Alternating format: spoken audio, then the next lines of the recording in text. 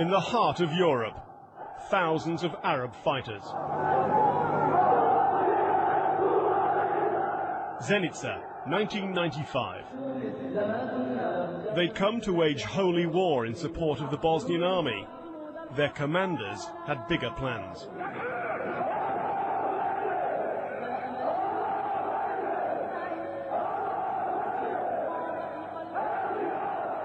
The Bosnian president, Alija Izetbegović, had formed a local, purely Muslim brigade.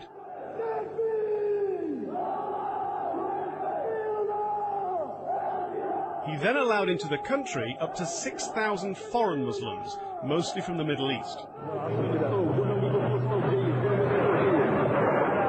Some mixed into the Muslim brigade. Some fought in their own unit called the Mujahideen.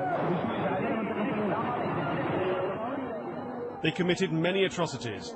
The tapes Sky News have obtained include beheadings and signs of torture. Their headquarters was this ruined factory, a fearsome place then. Memories die hard. Our approach was viewed with great suspicion. We've been refused permission to film, our car number plates have been noted down, and the guards are already on their mobiles. This is a story a lot of people don't want to be told. And why? It's because of the hundreds of Mujahideen who used to be down there. Well, some of them are still round here. Our information is that at least dozens of Mujahideen, possibly hundreds, stayed on.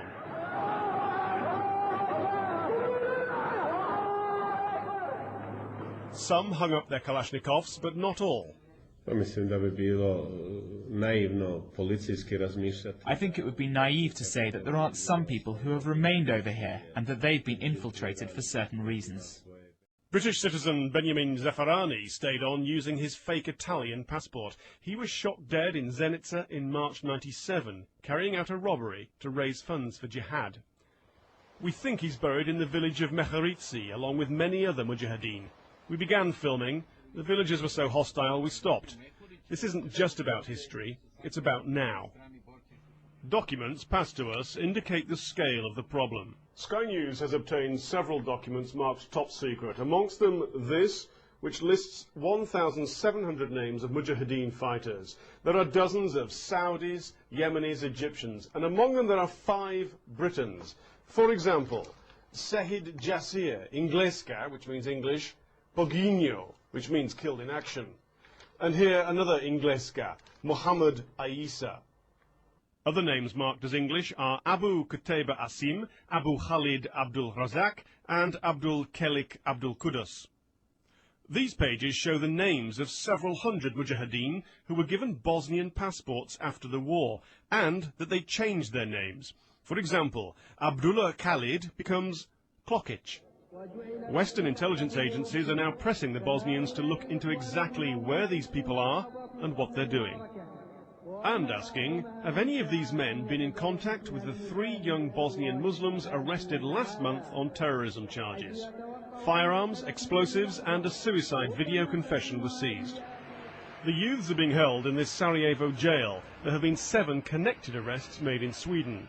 People had this type of munitions, they had explosives, they had firearms, and obviously they intended to use that for some ulterior purpose, whether it was within Bosnia-Herzegovina or elsewhere. They were planning some type of activities, terrorist type activity, and that is actually worrying, that people are actually here in Bosnia doing that. The arrests have shocked the Bosnians, locals asking, where did these young men get their ideas from? Bosnia's version of Islam includes lipstick and beer, but it wasn't just fighters that infiltrated in '95, it was ideas.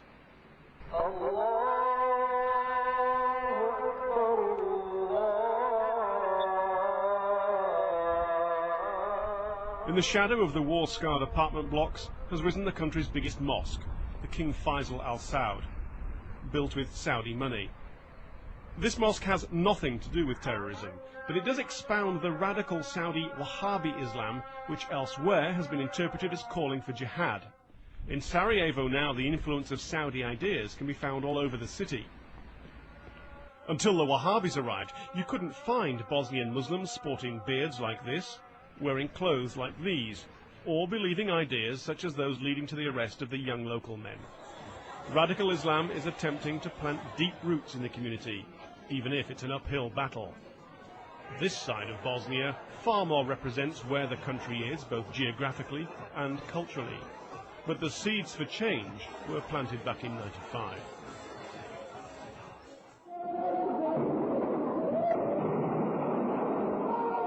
The war brutalized a generation.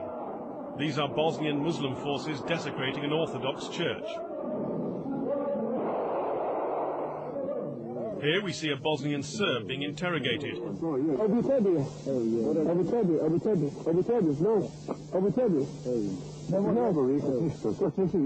knows his fate. We see him later partially beheaded.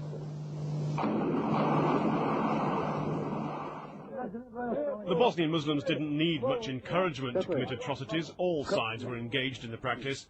But the foreign fighters brought with them a new world view, jihad.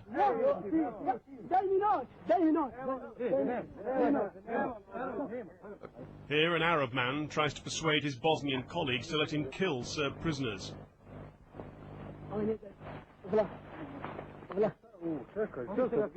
Eventually he leads them off to their deaths.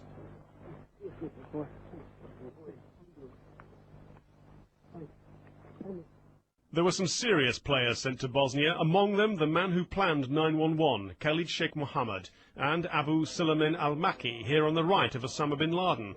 One reason he's sitting down, he was shot in the legs in Bosnia. British Muslim convert Andrew Rao, jailed this year on terrorism charges, was also in Bosnia in the mid-90s. Mirno! Nadesnora! Nice! Mirno! Pozdrav! Bosnian Serb Police headquarters has been tracking the jihadists. Officers here, many of whom fought against the Mujahideen, believe vital years were lost after the war because there was no unified force covering the whole country. They claim the long-term aim is the radicalization of the whole region's Muslims.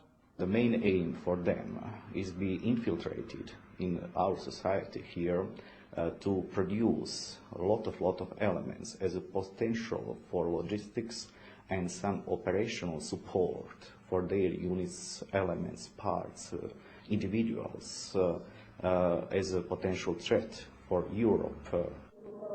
The Mujahideen video shows their flag planted in Bosnia and speaks of spreading their jihad. At the end of the war, many of these men marched off to other conflicts. They tried to use Bosnia as a launching pad. So far, they've failed. But Bosnia is a useful place to hide, plan and move. It's why some stayed on. Tim Marshall, Sky News, Central Bosnia.